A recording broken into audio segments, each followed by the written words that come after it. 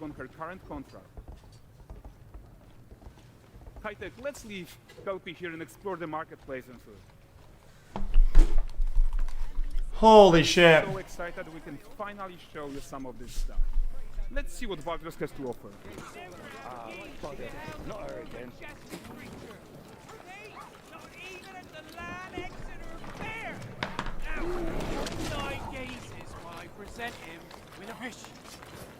This looks so awful.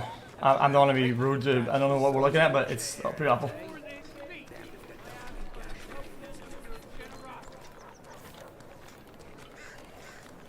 Pardon. Guys, notice how responsive the world is. Character actions directly affect what happens around you. Well, sometimes even setting off it chain reaction. looks like Everything is working if together. you don't move slowly and you interact too much, it's gonna start lagging. This looks like super fucking like flimsy. Oh, look at this poor gentleman. It looks like if a mob jumps up and you hit it, like your shit's gonna literally crash. That's what happens when you cheat at Gwent.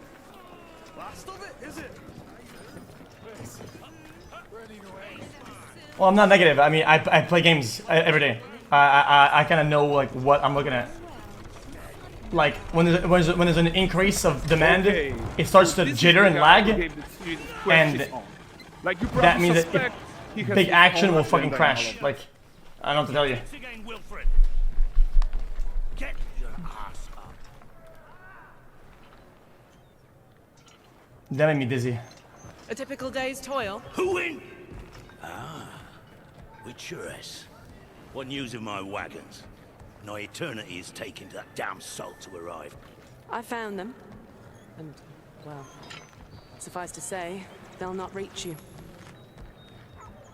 As for the salt, I found not one speck. I presume this comes as no surprise to you. Now. Kavir's smuggling trade is of no concern to me. Shush, shush, shush. Chat, what are they even showing, by the way? That flattened It's your really like plots, nanite shit or what? devoured your men. Quite the opposite. Manticore? No, them winged hellspawn dwell in the arse end of Creighton. Not here. While UE5? Siri decides what to do about that merchant, let's take a look at the character technology that powers this marketplace. Why don't we listen in on these fishmongers? They're selling their wares, chatting up customers. Morning, catch this is. Won't find none fresher. Rugged me ladies after one of those. Get this cleaned and gutted for you. You mind, dearest? Into seeing something more. Got mackerel cod, all Braxton's finest. And It looks there pretty is vibrant tons with the, of tech lighting. to play here. Even in this simple market stall. Metahuman tools, improved Unreal smart objects, chaos cloth, and more. Yeah, and all of this exists to make sure that the gap in quality between Siri and NPCs is as small as possible. Yeah, and closing that gap, it's not just about Chat, fidelity, right? But also authenticity. They Chat, should chat, react I'm gonna to mute for a second, changes chat. Guys, listen. I don't normally know that much of what I'm talking about, okay? But I know about this, okay? In a game, I'm telling you, it doesn't matter how much shit you have, how much chaos, cloth, dude. When it starts to lag a little bit, when you get taken every bit of authenticity that the game is giving you, you lose that.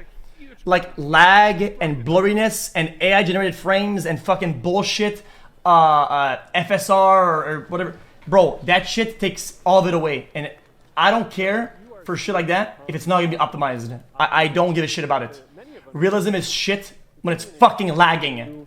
Unreal animation framework, allowing us to fit easily in our 60 FPS budget, not just in rendering, but also with room to spare on the game thread. Over 300 animated skeletal mesh agents all going about their business. And the whole point is to leave breathing room for developers like you to introduce the gameplay and the systems that your players expect, empowering you to make your worlds come to life without Stick Unreal away standing in FSR your way. 4 and DLSS 4, basically You're right. 98% native That's looking. the That's open just wrong. world. You're wrong. I don't care. But before we wrap up, how about one final check-in with Siri? Bullshit AI frame gen and We are shit like making that. this game Blurry. the I don't most care. immersive Fuck and off. Ambitious open world Optimize your RPG games, loser. ever. And we are making Stop this hiring a vibe reality coders. thanks to our work on Unreal with the team at Epic. I think what we're doing together is going to bring in a new generation of open-world RPGs, and I'm so proud of what we accomplished so far. We are too. So we're almost done, but before we go, here's a small gift for all Witcher fans. A first look at Lanexeter.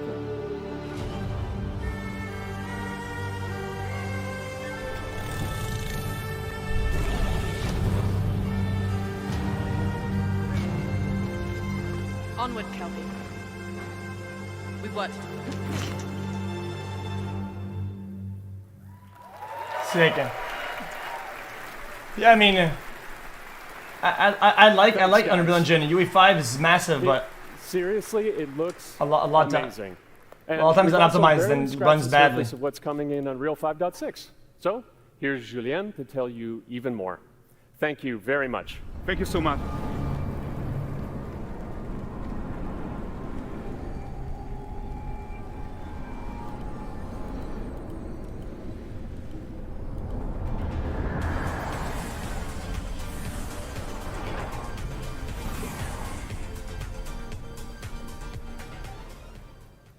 Hey everyone, great to be here in Orlando.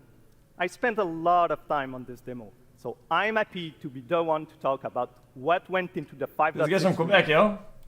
An open world like that was just the perfect content to focus on our main goal for the release, which was performance. We want the engine to scale to large and rich worlds. We want to preserve graphics quality. Chat, is there anything after And this, of or do I course, skip it? we want to deliver high frame rates that you and your players expect. So let's check it out, starting with rendering. Chat, If you all remember, chat, when we really I speak for everybody when I say we don't care about high frame rate. We care about stable frame rate. Stable frame rate beats any high frame rate possible. I don't give a shit about high were frame rate. working I on don't care. nanite foliage. The only way to have a forest that looks as good as this one is to use 3D geometry for all parts of the trees, just like we do for everything else. However, this is a crazy amount of fine geometry. So we had to Both is rethink hard. how trees are created and displayed. To create them, we developed I'm not mad. nanite assemblies. These 28 little parts that you see are all that we use to build all the spruces from the forest. They are instanced thousands of times and used like building blocks to assemble trees in different ways. And as you probably noticed with the wind effect, they even support skeletal Effect. animation, which runs on the GPU. Thanks to assembly, we greatly reduce the storage, the runtime memory, and the rendering cost. See, he talks like me, Then, but he gets get to mad. display He an say entire pronounce it forest, wrong The challenge when I is do to it. preserve fidelity But he does and performance on any storage. He different- talks like me. Let's check up close the level of detail we're talking about here. Lots of details. But this triangle representation is not the most efficient when far away, due to the amount of overlapping. And that's why we made an adaptive voxel representation. But in reality, you'll never see those voxels this close, since when we move the camera back, they're barely a pixel. Nanite foliage is almost done. We are moving it to the main line Oh, as we okay, that speak, makes sense actually. and it will be available for everyone in 5.7. Another thing I would like to share is that ray tracing and Lumen now run more than twice as fast, with no visual trade-off compared to when UE5 was released. And because of that, we can now hit 60 FPS on consoles. And finally, we rewrote the rendering pipeline to run asynchronously so you can increase the richness of your scenes even more. Now let's talk about chaos physics. For chaos cloth, we improve our cloth-to-cloth constraint solution. This removes a lot of collision evaluation when garments are piling up and interacting with each other. Even for complex setup like Series Cape, we hit a sub-millisecond budget on PS5. With Chaos Flesh, we introduce procedural muscle activations to make deformation and motion more natural. Oh wow. Your artist will still have control over tetrahedral simulation and train ML models that run fast in real time. Jeez. We now support the baking of fluid surface data into lightweight assets to be played back at low cost. This is going to give you high-fidelity water without the performance cost of real-time fluid simulation. For animation, we work on both performance and fidelity. Here, you can see how Siri and Kelpie match up in their interaction. Well, that works no matter the angle of approach. That's our modes character motion matching solution. Okay, so it's adaptive then. We also added motion matching in Sequencer to build stitch tracks. With them, you can seamlessly transition from gameplay to cinematic. Also, we now have a secondary layer of animation driven by physics in Control Rig. We used it in Kelpie's rig to drive the mane, the tail, and the saddlebags.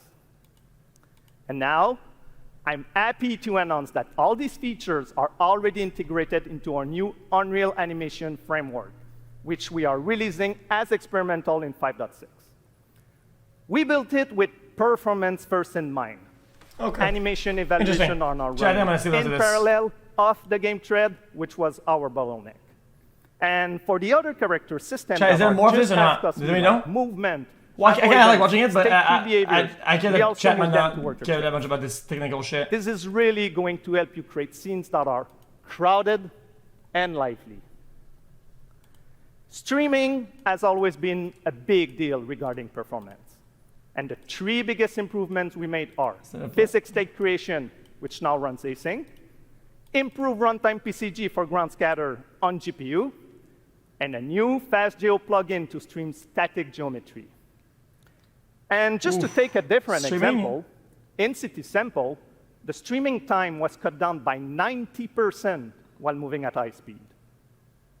We focus on a lot of areas for performance in 5.6, and mobile is no exception. We work on better defaults and scalability settings for mobile and minimize the default I know this is size. streaming. We also improve our workflows bro. with a UI refactor of the viewport toolbar and content browser, an on-device iteration workflow, and a mobile preview solution. I love Vulkan. Works So fantastic. there you go. Unreal Engine 5.6 is all about performance, and it's available today.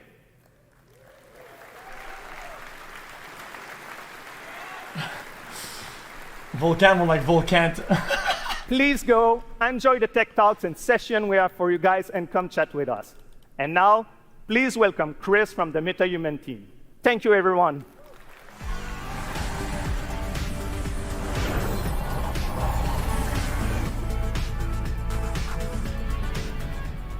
Thank you, Julian. Metahumans may only be a few years old, but we are seeing them everywhere, powering everything from games and AI agents to film, television, cultural heritage, and more. What you've seen so far is just the beginning. The creativity and innovation coming from the community continues to inspire us. It reminds us why we build these tools in the first place, to make it easier for everyone to tell stories that matter. Now we're entering the next chapter, expanding how you create and animate metahumans with flexible workflows that help you move faster and work smarter. To walk us through some of the biggest features in this release, please welcome filmmaker and virtual production pioneer, Matt Workman. I don't get about this.